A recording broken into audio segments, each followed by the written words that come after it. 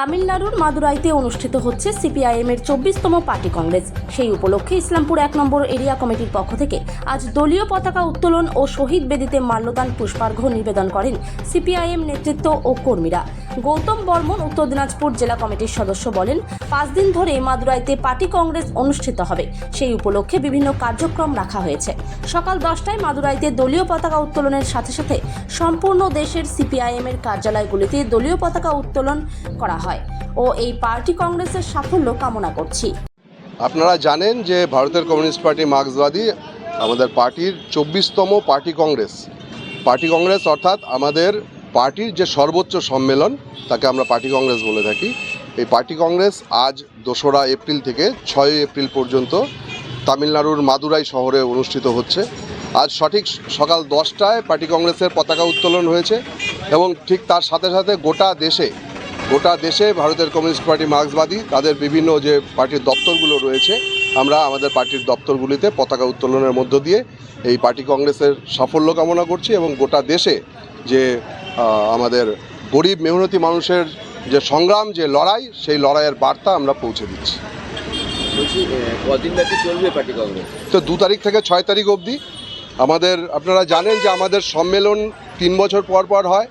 বিগত 3 বছরের আমাদের সাফল্য, আমাদের ব্যর্থতা, সেগুলো নিয়ে আমাদের সমালোচনা হয় এবং আগামী 3 বছরের জন্য যে রণকৌশল, এই সময়কালে আপনারা জানেন যে গোটা দেশে মূল্যবৃদ্ধি ভয়াবহ আকার ধারণ করেছে। মোদির সরকার কৃষকদের সঙ্গে বঞ্চনা করেছে, বিশ্বাসঘাতকতা করেছে। যে কালা কৃষি কানুন এনেছিল মোদির সরকার, সেই কালা কানুনকে তার বিরুদ্ধে কৃষকরা যখন দিল্লির প্রবেশদ্বারে, দিল্লির বর্ডারে সেখানে যখন আন্দোলন করলো প্রায় 1 বছর ধরে, সেখানে রোদ, জল, বৃষ্টিতে, প্রচণ্ড শীতের মধ্যে সেখানে 800-র বেশি কৃষক শহীদ হলেন।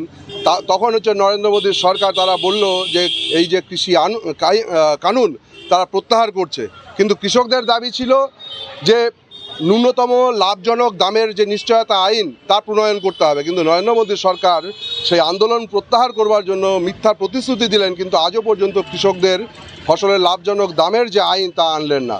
শ্রম কোডের নামে গোটা দেশের শ্রমিকদেরকে, পুরনো যে শ্রমিকদের সুরক্ষার জন্য যে আইনগুলো ছিল সেইগুলোকে নস্যাৎ করে দিয়ে শ্রম কোডের মাধ্যমে 8 ঘন্টার কোনো কাজের লিমিট থাকবে না, 12 ঘন্টা, 14 ঘন্টা, 16 ঘন্টা কাজ করানোর জন্য শোষণের যে বন্দোবস্ত করেছে, বেকারত্ব ভয়াবহ আকার ধারণ করেছে এবং তারই মধ্যে আমাদের রাজ্য এবং দেশে যে ধর্মীয় বিভাজন, ভাষার নামে বিভাজন, বিভিন্ন শ্রেণীগত সামাজিক যেভাবে বিভাজনের মাধ্যমে এই দেশের গরিব মধ্যবিত্ত মানুষের যে লড়াই, যে জীবন সংগ্রামের যে ঐক্য, সেই ঐক্যকে ভেঙে দেওয়ার চক্রান্ত চলছে।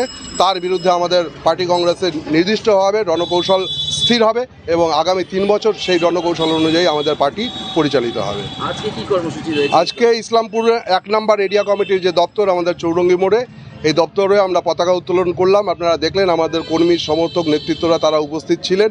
আমরা এটাকে কেন্দ্র করে আমাদের পার্টি অফিসকে একটু ছোট করে আমাদের সামর্থ্যের মধ্যে সাজানোর চেষ্টা করেছি। আপনারা দেখছেন রাস্তাতেও আমরা ঝান্ডা লাগিয়েছি।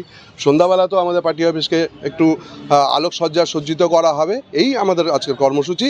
কিন্তু এই পার্টি কংগ্রেসের বার্তা আমরা সাধারণ মানুষের মধ্যে নিয়ে যাওয়ার জন্য আমাদের যে মুখপত্র আছে গণশক্তি, এই লাগাতার 5 দিন ধরে আমাদের পার্টি কংগ্রেসের সংবাদ সেই গণশক্তিতে প্রকাশিত হবে।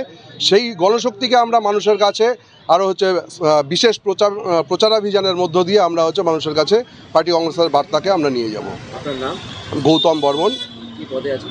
এই মুহূর্তে আমি পার্টির উত্তর দিনাজপুর জেলা কমিটির সদস্য এবং আমাদের এরিয়া সম্পাদক, তিনি পার্টি কংগ্রেসে যোগ দিয়েছেন। আমি সম্পাদকের ভারপ্রাপ্ত দায়িত্বে এই সময় রয়েছি।